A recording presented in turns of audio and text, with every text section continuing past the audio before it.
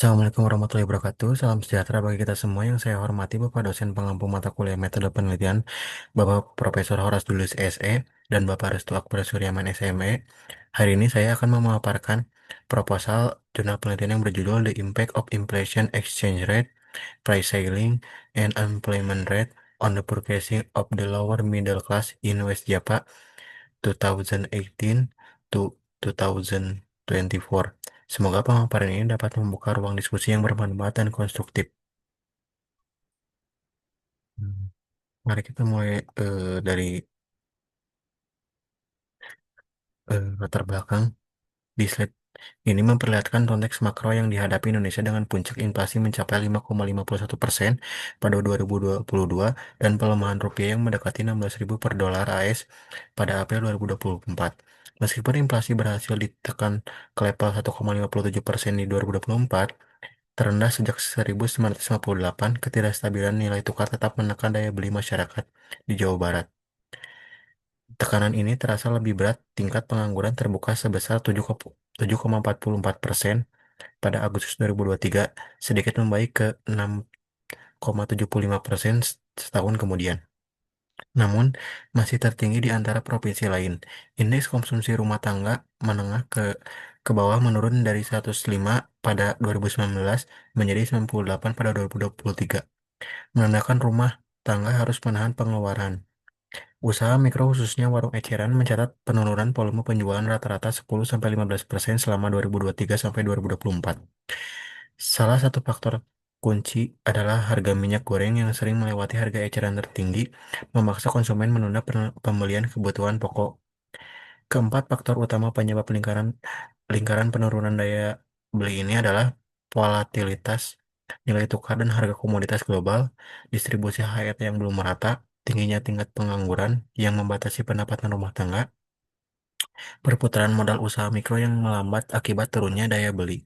Oleh karena itu, dalam penelitian ini kita mengintegrasikan keempat variabel inflasi, nilai tukar, HET, dan pengangguran ke dalam salah satu model regresi berganda untuk menganalisis seberapa besar pengaruhnya terhadap daya beli masyarakat menengah ke bawah di Jawa Barat periode 2018 sampai 2024.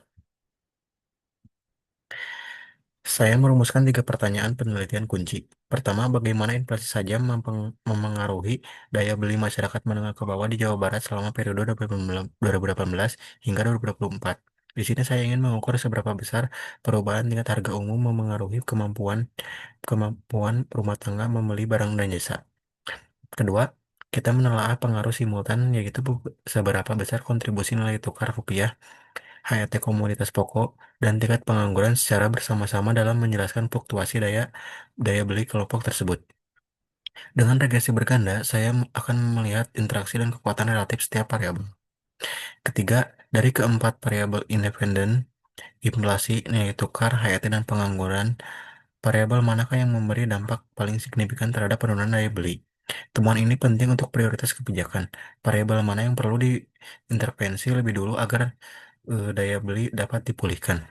Dengan menjawab ketiga rumusan masalah ini, penelitian diharapkan menghasilkan rekomendasi kebijakan yang terarah dan tepat sasaran untuk memperbaiki kondisi ekonomi rumah tangga menengah ke bawah di Jawa Barat. Kemudian saya menetapkan tiga tujuan penelitian utama yang selaras dengan rumusan masalah sebelumnya. Pertama, saya akan menganalisis secara terpisah bagaimana inflasi memengaruhi kemampuan beli masyarakat menengah ke bawah di Jawa Barat selama periode 18 hingga 2024. Analisis ini penting agar kita memahami sensitivitas daya beli terhadap fluktuasi harga umum. Kedua, penelitian ini mengukur efek simultan, yakni seberapa besar pengaruh nilai tukar rupiah HET, komoditas pokok, dan tingkat pengangguran secara bersama-sama terhadap daya beli. Dengan menggunakan model regresi berganda, saya dapat melihat kontribusi relatif tiap variabel dalam satu kerangka analisis. Ketiga, saya akan mengidentifikasi variabel independen kontribusi yang paling dominan atau memberikan kontribusi signifikan terbesar terhadap penurunan daya beli. Temuan ini nantinya akan menjadi dasar bagi rekomendasi kebijakan, sehingga intervensi dapat difokuskan pada faktor yang paling efektif dalam memulihkan daya beli kelompok menengah ke bawah. Pada tinjauan pustaka ini, saya mengulas 5 studi relevan sebagai landasan empiris penelitian. Yang pertama, Dasara dan Wijaya tahun 2021 menggunakan regresi panel data provinsi untuk menguji inflasi, nilai tukar, dan konsumsi rumah tangga. Mereka menemukan bahwa inflasi berpengaruh negatif signifikan, sedangkan kurs secara parsial tidak menunjukkan efek signifikan terhadap konsumsi. Kemudian ada Putri tahun 2022 menerapkan eh, model PAR untuk variabel HET komoditas pokok, tingkat pengangguran, dan daya beli. Hasil mereka menunjukkan kenaikan HET menurunkan indeks konsumsi, sedangkan pengangguran berdampak dengan lag 2 kuartal. Kemudian ada Rahman dan Utami tahun 2023 melakukan regresi berganda cross-sectional pada inflasi, kurs, HET minyak goreng, dan pendapatan rumah tangga. Mereka melaporkan bahwa exchange rate shock memperburuk daya beli, sementara HET minyak goreng bersifat protektif asalkan konsisten diterapkan. Kemudian ada Lestari tahun 2024 menggunakan analisis time series tahun 2015 sampai 2022 untuk melihat inflasi, pengangguran, dan indeks konsumsi per kapita. Temuannya menunjukkan bahwa pengangguran jangka pendek berdampak lebih besar daripada inflasi. Dan kedua variabel bersama-sama 78% menjelaskan 78% variasi indeks konsumsi. Kemudian ada yang terakhir, Nur Hadi dan Kurnia tahun 2024 menerapkan regresi ARDL untuk nilai tukar, inflasi, dan pengeluaran per kapita, menemukan bahwa nilai tukar dan inflasi jangka panjang secara simultan menekan pengeluaran per kapita. Kemudian, slide ini menggambarkan kerangka konseptual penelitian kita. Pertama, kita memiliki 4 variabel independen. Yang pertama adalah inflasi, diukur dari persentase perubahan IHK tahunan. Pengaruhnya terhadap daya beli akan kita telaah melalui elastisitas permintaan. Apabila elastisitas lebih dari satu, kenaikan inflasi kecil dapat secara signifikan menurunkan konsumsi. Kemudian, yang kedua ada nilai tukar rupiah. Menggunakan kurs rata-rata kuartalan. Kita pakai model PAR dan Impulse Response Function untuk melihat dalam jangka pendek dan menengah dari shock kurs terhadap indeks konsumsi rumah tangga menengah ke bawah. Kemudian yang ketiga ada HET komoditas pokok sebagai selling price pada minyak goreng, beras, dan lain-lain. Koefisien variabel HET dalam regresi berganda akan mengukur seberapa efektif kebijakan ini menjaga daya beli. Kemudian yang keempat ada tingkat pengangguran. Sebagai variabel mediasi, kita juga menambahkan interaksi INF dikali TP dan NT dikali TP dalam model regresi untuk menguji apakah tingginya pengaruh pengangguran memperkuat dampak negatif inflasi dan pelemahan kurs. Kemudian variabel dependen kita adalah daya beli masyarakat mana ke bawah. Diwakili oleh indeks konsumsi rumah tangga, secara keseluruhan analisisnya terdiri dari elastisitas untuk inflasi, VAR dan IRF untuk nilai tukar, regresi berganda dengan HET dan TP, lalu tingkat pengangguran, serta term interaksi untuk melihat efek moderasi pengangguran. Pada slide ini menunjukkan alur bagaimana tiap variabel eh, di sini diagram pada slide ini menunjukkan alur bagaimana tiap variabel berdampak baik secara langsung maupun melalui interaksi pada daya beli.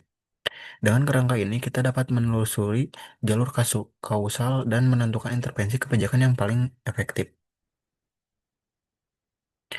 Kemudian, saya ini menampilkan 4 teori dasar yang menjadi landasan konseptual penelitian kita. Yang pertama, teori Keynesian konsumsi menekan bahwa konsumsi rumah tangga sangat bergantung pada penelitian real dan ekspektasi harga masa depan.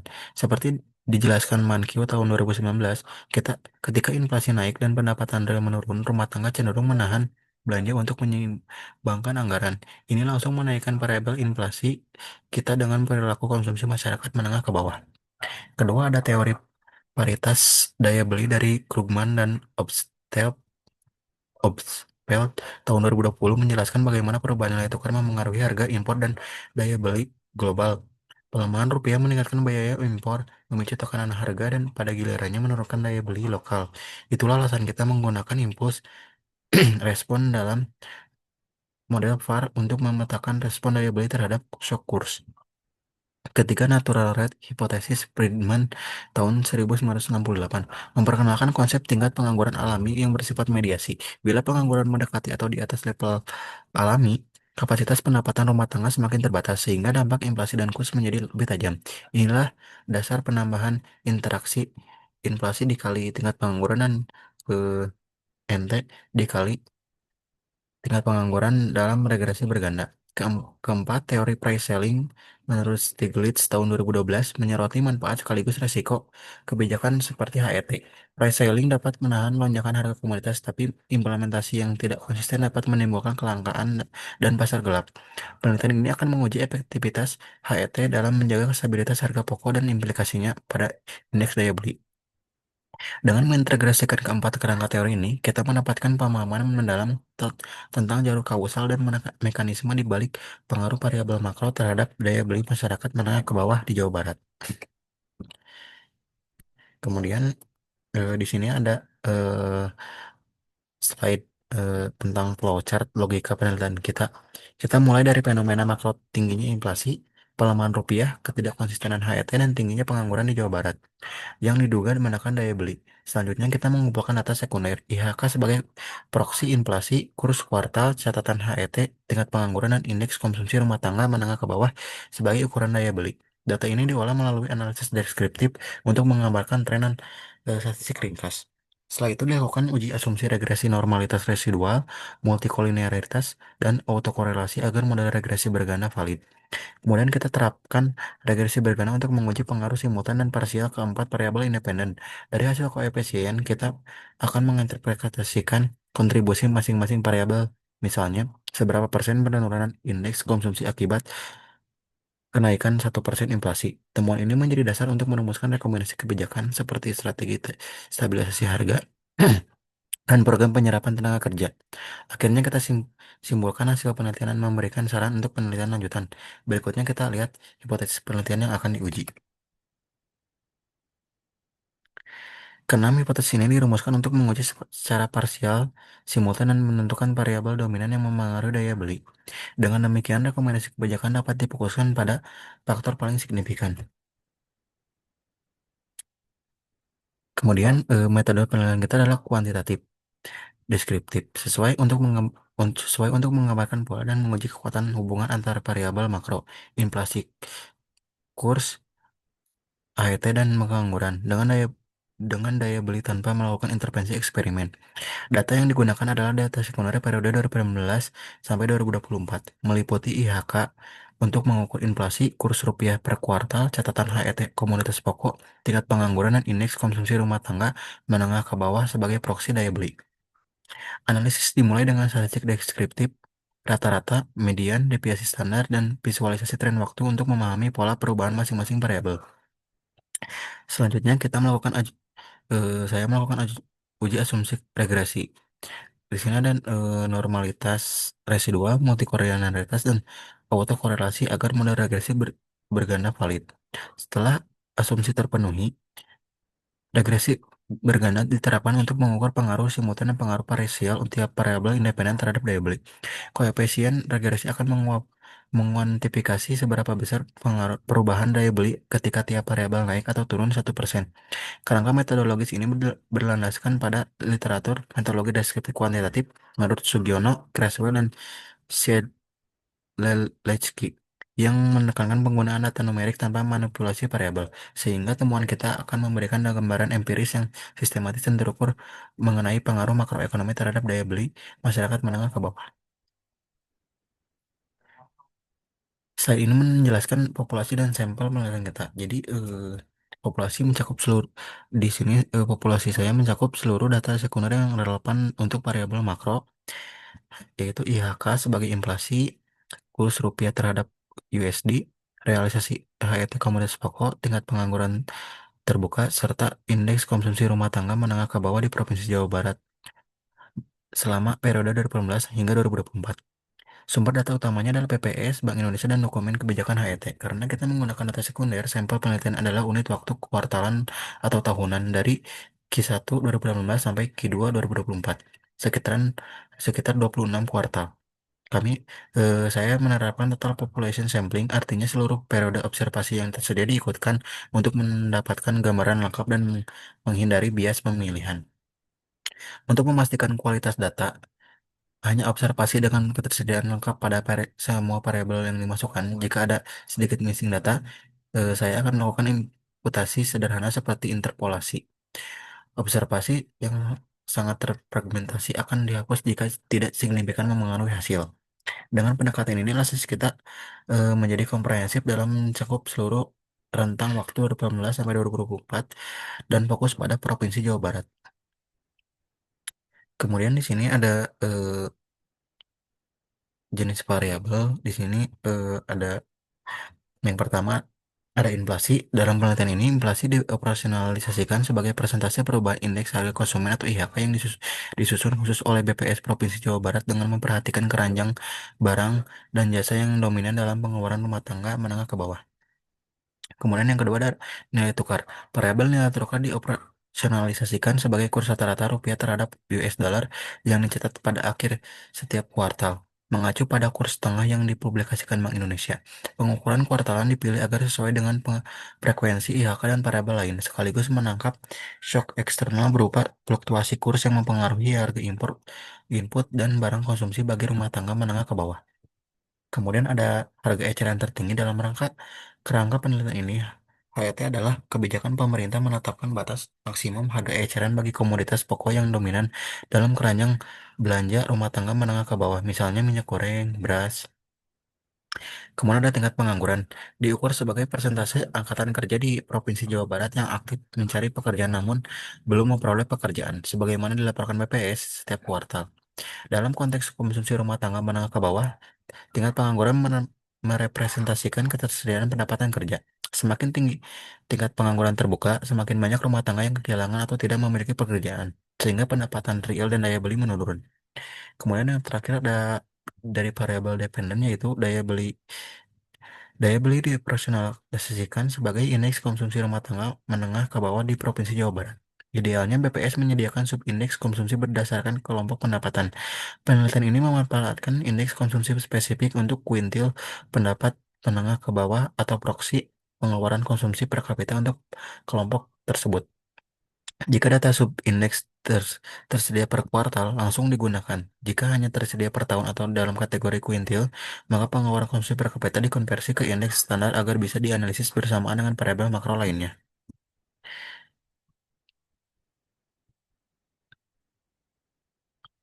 Nah, slide ini menjelaskan teknik prosedur dan prosedur pengumpulan data sekunder yang digunakan dalam penelitian saya. Pertama, data dikumpulkan dari tiga sumber utama dari PPS. Saya memperoleh data inflasi, tingkat pengangguran, dan indeks konsumsi rumah tangga. Kemudian dari Bank Indonesia, saya mengunduh data kurs rupiah terhadap dolar AS secara bulanan atau kuartalan.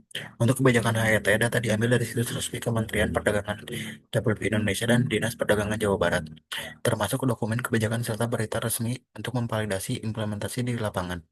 Kedua, prosedurnya dimulai dengan identifikasi link dan sumber data yang menyediakan data untuk periode 2018 hingga 2024. Setelah itu, data diunduh dan disimpan dalam format Excel atau SCV, CSV, masing-masing terpisah untuk tiap variabel. Langkah berikutnya adalah proses verifikasi dan pembersihan, seperti memastikan tidak ada data yang hilang, menyamakan format waktu ke dalam bentuk kuartal dan tahun, serta untuk variabel HET, saya melakukan konversi teks kebijakan menjadi bentuk numerik seperti dummy atau selisih harga aktual terhadap HET. Setelah semua variabel bersih dan konsisten, saya gabungkan semuanya ke dalam satu dataset time series panel yang siap diolah menggunakan eViews. Terakhir, seluruh proses ini didokumentasikan dengan mencatat sumber data, tanggal akses, serta transformasi yang dilakukan sehingga penelitian ini dapat direplikasi secara transparan dan akurat. Pada bagian ini, saya akan menjelaskan rencana analisis data yang digunakan dalam penelitian. Pertama, saya akan melakukan analisis deskriptif dengan menghitung statistik ringkas seperti rata-rata, median, dan standar deviasi, serta memvisualisasikan tren tiap variabel dari tahun 2015 sampai 2024. Ini penting untuk memahami pola umum, seasonality, maupun potensi outlier. Selanjutnya, sebelum menjalankan regresi, dilakukan serangkaian uji asumsi regresi. Ini termasuk uji normalitas residual, multikolinearitas dengan VIF, autokorelasi menggunakan durbin Watson dan Breuer-Godfrey, serta uji White untuk heteroskedastisitas. Jika ada pelanggaran, saya siap melakukan transformasi variabel seperti log atau menyesuaikan standar error. Uji dilakukan secara parsial menggunakan tes untuk masing-masing variabel dan uji simultan menggunakan F-test. Saya juga akan mengevaluasi kontribusi dominan dari tiap variabel serta bila hipotesis moderasi terbukti relevan, saya akan menambahkan variabel interaksi ke dalam model. Untuk software, saya menggunakan EViews 10 untuk semua analisis regresi dan uji asumsi, serta Microsoft SQL untuk pengelolaan awal data. Langkah-langkahnya nih mulai dari import data ke EViews, lalu analisis deskriptif dan visualisasi, uji asumsi, estimasi regresi, pengujian hipotesis, dan interpretasi hasil. Jika perlu, saya akan melakukan robustness check atau estimasi alternatif seperti log model atau legged dependent model. Semua hasil analisis akan saya dokumentasikan secara rapi sebagai lampiran. Dengan rencana ini, saya berharap dapat menghasilkan temuan empiris yang kuat dan dapat diandalkan dalam menjelaskan pengaruh makroekonomi terhadap daya beli masyarakat. Terima kasih, dengan demikian pemaparan presentasi untuk memenuhi tugas mata kuliah metode penelitian yang dapat saya sampaikan. Saya sangat terbuka terhadap masukan, kritik, dan saran yang membangun demi menyempurnakan riset ini ke depan. Terima kasih atas perhatian dan kesempatannya. Wassalamualaikum warahmatullahi wabarakatuh. Salam hormat saya.